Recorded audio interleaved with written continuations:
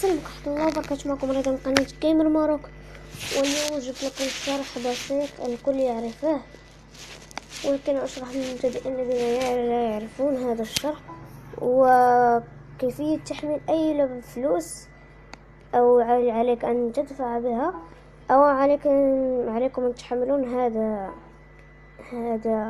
التطبيق اسمه أبطواد فوق البرتقالي، تضغطون عليه. سوف أشارك لكم رابط تحميل أطواد في الوصف. تضغطون على هذا الذي تكتبون في اسم اللعبة، تكتبون أي لعبة فلوس تريدوها، مثل تريدون لعبة ماينكرافت هي لعبة فلوس، تكتبون ميني ماينكرافت هي الأولى،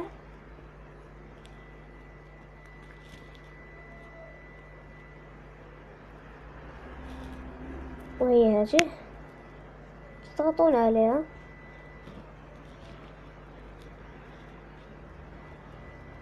وتضغطون تحميل أو انستالي، ويبدأ معكم التحميل بدون أي مشاكل. وهنا وصلنا لنهاية الفيديو، أتمنى أن يكون الفيديو نال إعجابكم.